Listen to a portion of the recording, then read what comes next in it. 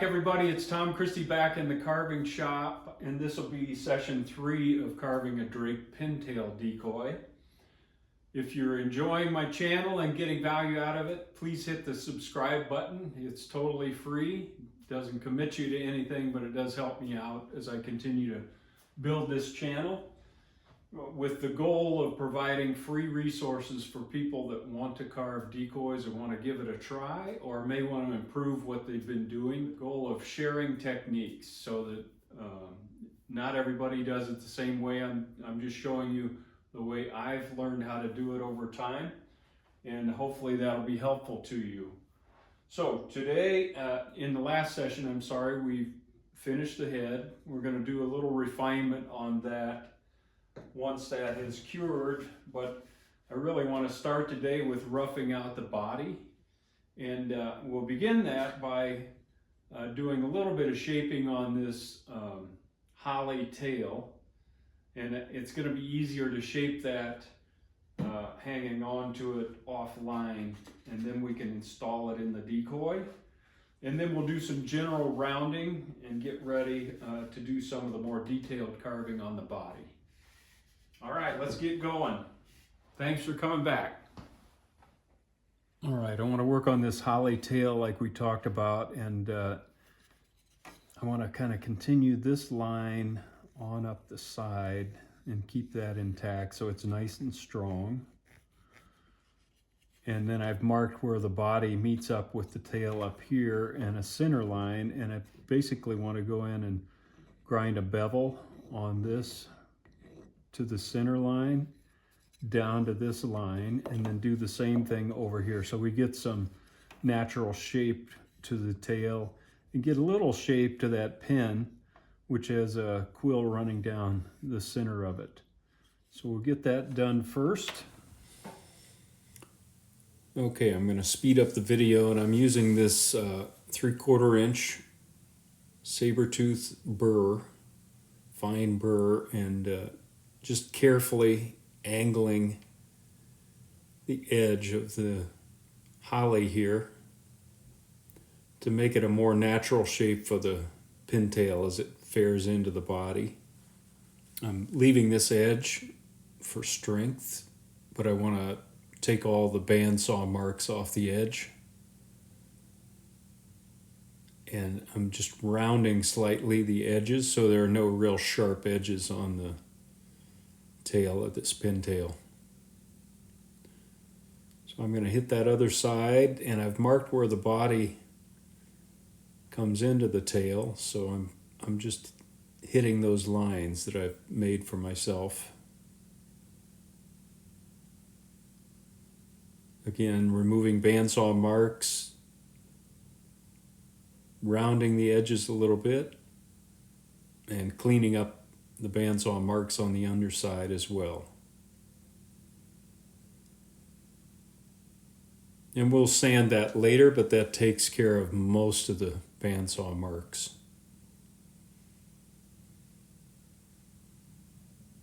All right, I'm going to set that aside, get the body here, and just do a lot of grinding work to generally round things. So we need to narrow that neck as it goes into the body, and that's the first thing I'm going to do is start taking that down.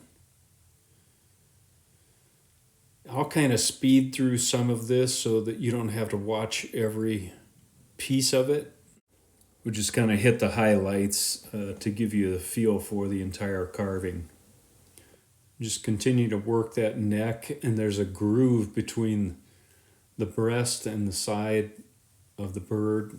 I apologize, I kind of got out of camera here. I'm my own camera person, so sometimes I can't tell when I get working if I'm still in screen or not. But generally I'm just rounding that front. You can see it created a little bit of separation between the breast and the sides of the decoy. I'll move a little further along here. Now there's a better picture of that. Now I'm just generally rounding the side pocket area. Not trying to put any definition at this point, but just getting things generally rounded. Now I'm working on that underside of the tail and getting that rounded a little bit. I'm going to keep material back here until I get some planning done. I'm switching to a bullet nose ruby bit and just cleaning up the back of the neck here. Ferring that out and blending it in. Just make sure we have nice smooth flow from the neck to the cape there. And now I want to take a little material off the back, since those primaries are going to be together and kind of in a V shape. I'm going to take a little material off the back. Not too much, since I'm not sure how much material I need left for tertials and things like that, but I do want to round it off and get some wood out of the way. And this will give me a nice surface to do my planning and feather layout on. If it's square, that's not going to happen, so I'm just getting a nice rounded surface so we can do some sketching then. Okay, I've got that upper part about the way I want it, just finishing up some rounding underneath, and then we can do some layout work. All right, I wanted to just stop grinding for a minute and do a little bit of take a look at what we've done so far. So that neck continues down into the breast in this area, so we want good separation between that graceful neck as it ties into the breast here. And then in general, we've just rounded everything and left enough wood back here for any carving that we want to do on the primaries, the tertials, and the scapulars back here. And in the pattern, some of these scapulars are drooping down over the side pocket. So that represents a challenge, because we can't just go in and grind a side pocket like normal. We need to leave some wood there and still define where the side pocket is. So a little bit of a challenge here, but I really want to show that droop that's really characteristic of a relaxed Drake Pintail. So I think what we'll do next is go ahead and get the tail fastened in, and that way it becomes integral to the rest of the carving. And then we'll start working on some layout here on the tertial side pockets and the primaries and where they're going to lie in here. Get the tail installed. So 2-part DevCon 5-minute epoxy.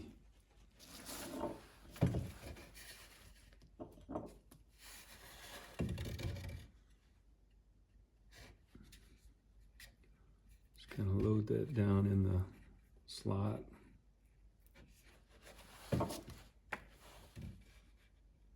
Top and bottom.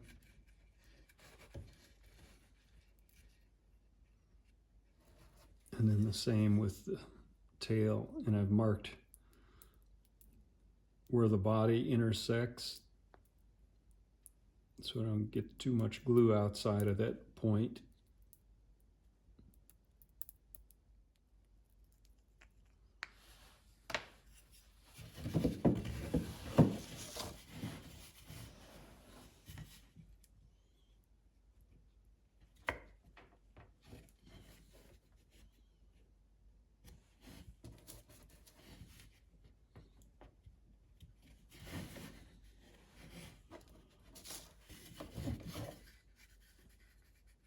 Looks like I've got plenty of glue in there. That's lined up good on the bottom. I've got a little Bondo or body filler mixed up. Just gonna press that into the joint between the holly and the tupelo and make sure that I've filled all of the gaps. I'll get this filled. You don't have to watch me spread body filler but you get the idea. Just trying to solidify that before we start carving on the body. All right, back to continue session 3 of carving a Drake Pintail decoy. The eyes have cured overnight, so I'm using an X-Acto knife and just doing some final shaping of the eye opening and making sure it's nice and clear. And I sanded this side, so we'll do the opposite side now. I haven't touched this side, but with this Sculpey you can do a little bit of shaping to the eye and just make sure it's the way you want it. It's amazing to me how subtle changes can make a difference in the way the decoy appears and the lifelike attitude. I'm opening that eye up just a little bit more to give me more eye. And I think that looks pretty good. And it's that kind of almond shape. And then I'm going to cover the eye with my thumb. Again, that's what I do. You can use masking tape, but you need to protect the eye while you're doing this sanding because it'll scratch it in a second. And you can see there's not much sanding that needs to be done. Just some final, the tupelo does swell ever so slightly because of the water, so we need to just knock that down a little bit, any raised grain, and then smooth out the surrounding area. So I'll work on that, get that ready to go, but he looks pretty good.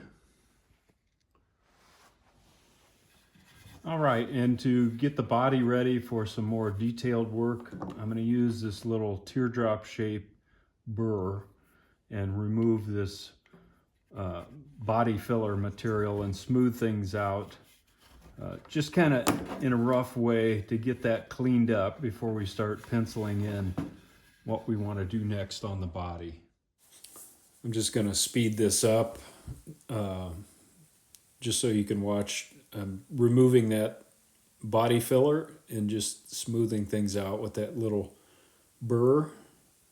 I'll just show you a short section of that. You get the picture.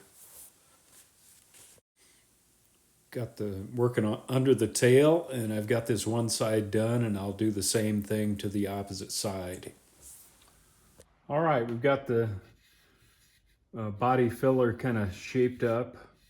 Another reason to put the tail in early like this is it gives you a good handle. As I'm carving some of these feathers back here, it gives you something to hang on to. Just a subtle thing. So I think I want to locate the cape. If I look at the plan here, the side pocket is going to be in its normal position, coming back to here. So I want to define this location along these black feathers that are so prevalent in the pintail drake, and get this locked in. And then we're going to have to be a little more flexible back here as these start to spill over the side pocket from the top down. So I don't want to dig in here from the top down, remove a bunch of, and from the side, and remove this material that I want to use for the scapulars that are drooping down there. So starting at the front, let's get a location of the cape from the front of the bird, the back of the cape, that is. I'll mark that on the decoy here. And then we want this distance, do it this way so you can see from the back of the cape to this front area right here, both sides. So I'm going to strike an arc there, because I know that falls along that arc, and then get a distance from the center over. Make sure that's right. And go from the center line, and I'm going to have to go clear up here on the neck. So that falls about right there. About right there. So then I can sketch in where the cape falls on this bird. Now I want to get, so I know that's where the front of that is. Let's get a dimension from the side. That angles back up. So from the bottom of the decoy to the top right there is that far. So I'm going to line that up and mark it on the decoy on both sides. I'm going to keep that mark in.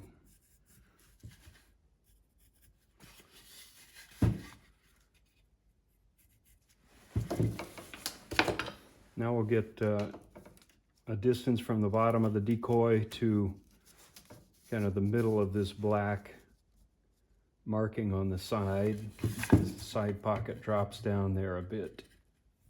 I'm just pressing into the decoy to leave a mark and making sure I do both sides so we have symmetry. So that drops down to there. And then it, on this bird, basically comes up a little, but not much. Let's just see if I continue that line through these scapulars that are drooped over. See how much it goes up. About to there. I'm going to go ahead and sketch that on so I know kind of the position of the side pocket on both sides. Goes back to here, returns under here.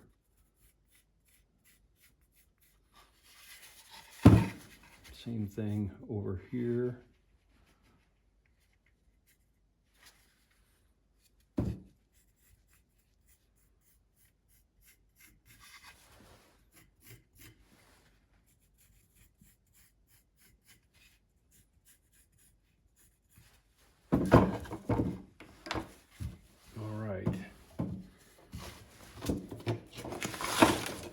Then I'm going to use my top-down pattern and get a dimension from the back of the cape here out to the widest point at the shoulders, if you want to call them that. They don't really have shoulders, I know.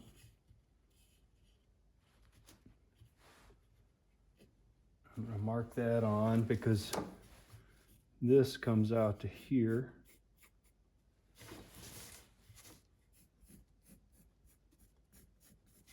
And then it's this area that I need to not dig out a bunch of wood again and not have enough for these scapulars that I want to droop down the side, okay? But I can go ahead and begin forming this front portion.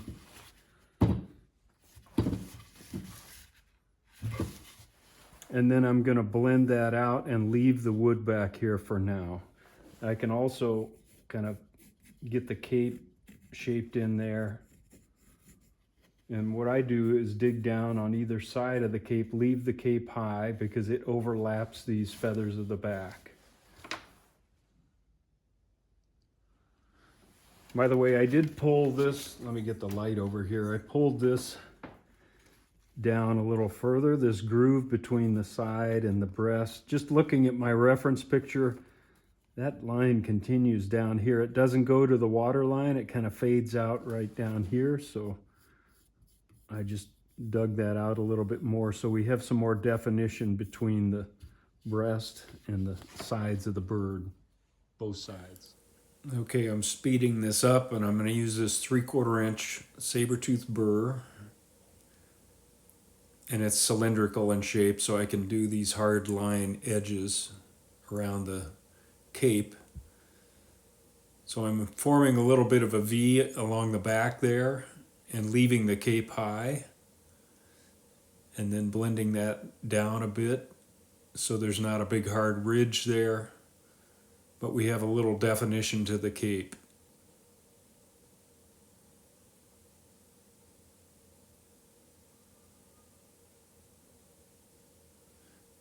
And now I'm going to dig in and define that front area where the wing tucks into the front forward edge of the side pocket there.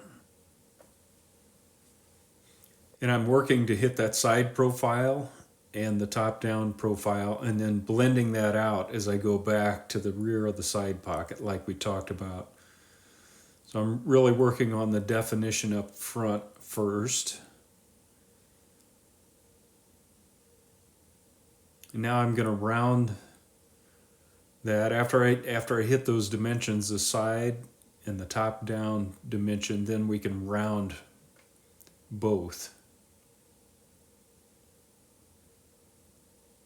So now I can round the side pocket.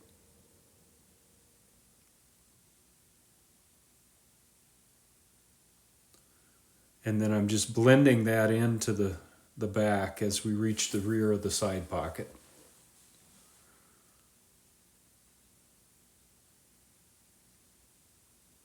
Making that nice and round. So I'm going to do that on both sides. Get that shaped up, and we'll skip ahead here. A little farther along, forming that other side pocket.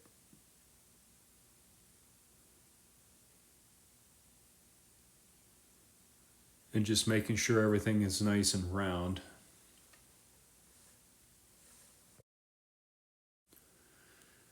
I'm going to finish up this rough grinding, and then we'll stop for a minute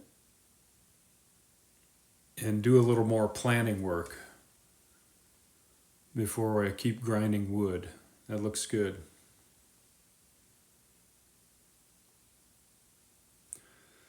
I want to get my calipers out and do a couple of reference dimensions again, just to see if I'm deep enough. I'm a little shy there, so I need to cut that a little deeper, and let's check this other area at the lower side of the black teardrop on either side. Okay, I've got a little to do on both sides there, so re-sketch that. And that's really easy to do when you're doing this grinding, and I'd really recommend check it again. I'm just checking to see where the top of that side pocket would be and whether I'm in the range or not. I need to drop that just a little, but again, we're not defining that area very much at this point. So I'll use that cylindrical burr again and dig down deeper. You can always take more wood off. It's hard to put it back on. So I'm digging down to hit those reference lines and then re-rounding things.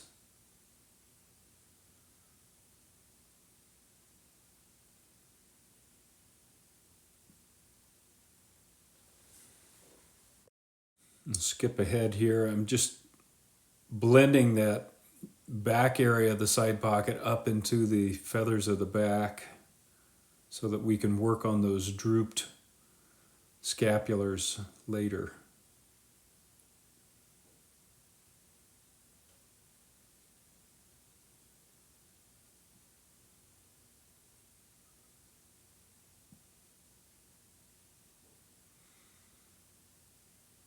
All right, now I want to do a quick check on the pattern and look at the width across the back here at the widest point and check from the top down, and that looks right on. We'll check this point up front. A little wide there. I need to pull those in a little bit, so I'm going to use a 1/4 inch burr and just take that in a little farther on both sides and clean that area up. I think we're good to go now. All right, now we have the front dimensionally set here up by the neck. We've got this area established, and now I want to start laying out, looking at my pattern, which comes right off of this nice photo. Those scapulars are really drooped down close to the water. So I want to get a measurement there, and that's what I've been doing to get those located properly. So there's 1, 2, 3 big ones behind the black mark here, and I've got that positioned where it needs to be. Now I want to start locating the tertials. So I got a measurement here. I know this black one is right lined up with the tail. So I'm going to go from the tip of the primaries here and kind of get a measurement down to how far do these tertials come back. So that top one comes back to here. So I'm just going to start freehanding the tertials in here to begin with. This one is a little longer than that one. So I'm going to get another, actually I'm going to angle that down, and that'll make it that way.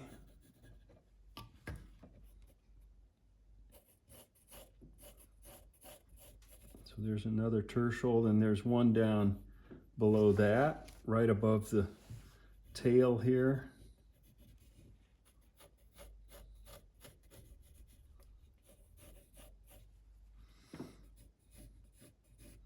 And I have to look at the width of these tertials, make sure they're not too big and wide, but that gives us a starting point. And I've left a lot of material down here because basically I want these wings, kind of like they're pictured here, coming out of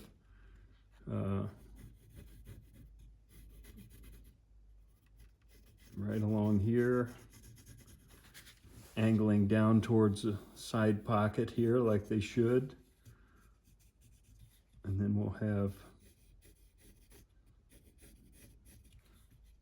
we can paint in a few of the primaries up here.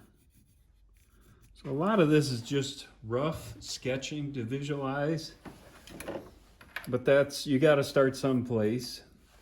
Now I want to look at this big scapular and how far is it away from the tip to give myself a reference point there.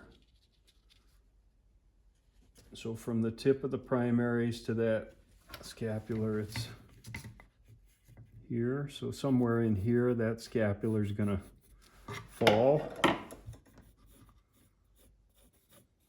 And then there's another intermediate in there. There's one up here. So I just wanted to show you a little of the layout work, and I'm not going to carve detailed feathers here, but I do want to carve these tertials in and just a little bit of definition on the scapulars, a few of them. And then we've got material we can take out here. We can undercut that, but not too much. And that'll allow us to put some of these markings on the tail coverts in that area. So I'm going to finish the layout work, but I wanted to show you a piece of it, and then we'll start the carving process here.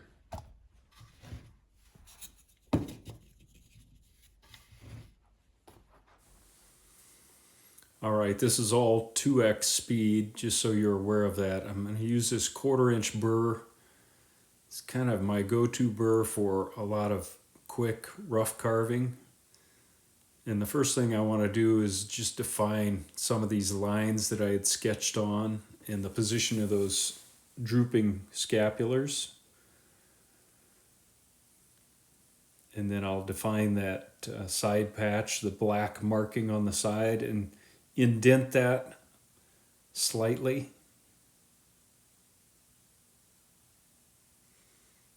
I'm basically outlining each one of these feathers that I've sketched on. And then we need to start removing material so that the scapulars are kind of a layer above the tertials in back, if that makes sense. There needs to be a little step down from the scapulars to the tertials. So after I outline each one, I'm starting to remove material to create that step down. Now I'm going to work on the tertials and just begin outlining them, starting from the bottom and moving up and stepping up as you go.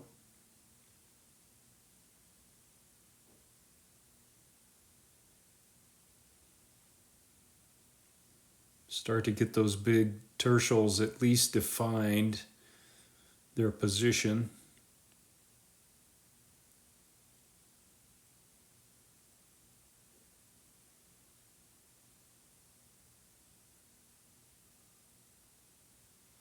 That's hard to see, but I'm just working the steps on those tertials so that each one is a little higher than the one below it.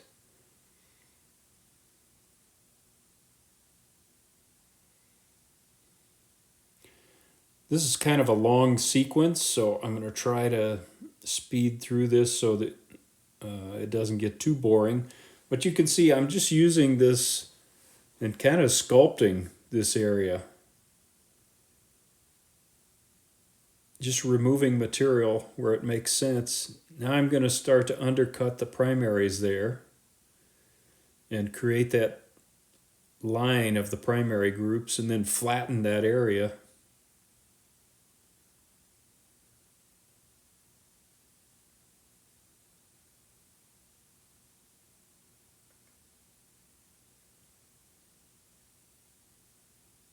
So this is all the rough carving with this burr, and you can do this very quickly, and then I'll have to come back and clean a lot of this work up. But this really hogs off the wood and gets us in the rough shape to begin to refine things, if that makes sense. Now I've got that side kind of roughed out. You can see it's casting some shadows now, and I'll do the same on the opposite side. Okay, I did the opposite side with the burr. Now I've switched to this little pyramid-shaped ruby bit, and I'm going to use it to get in and clean up a lot of this work, remove any scars from the burr, and kind of pre-sanding. But more than that, continuing to shape these feathers, round things, clean up lines.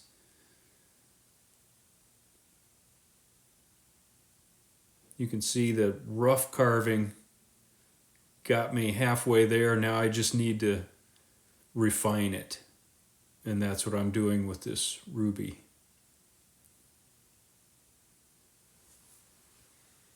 So I'm going to skip ahead because this is kind of repetitive work.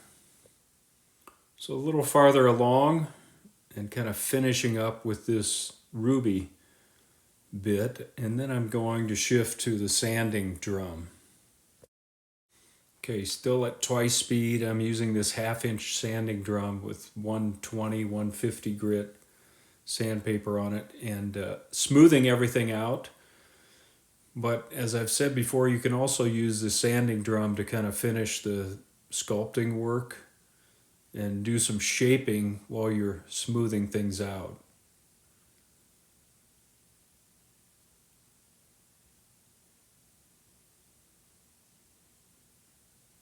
So I'll skip ahead on this. I'm just using that sanding drum now over the entire decoy to get things generally smoothed out before we do some hand sanding. All right, we've got it rough sanded. Now I'm going to take some 120 grit Swiss sandpaper and just hand sand everything. And this will take some time. There's a lot of surfaces here to clean up. I also put a little bit of a separation between those primary groups. I just think it helps the look a little bit. And I'll go ahead and hand sand this. The other thing I'm going to use is my little pin vise with the ruby bits on each end, and that's really handy to go in by hand and clean up some of these areas and straighten the lines and get rid of tool marks. And then you can come back with the sandpaper and smooth things out.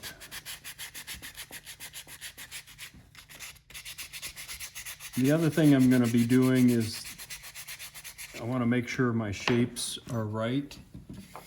So again, I'll use my pencil to kind of outline feathers and groups and make sure things are looking right as I continue to shape things up.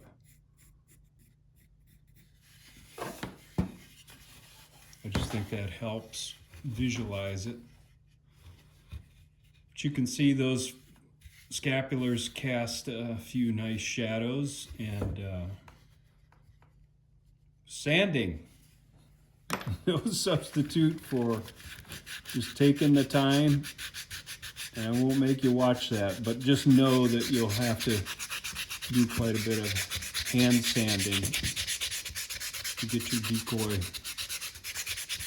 smooth and ready to paint.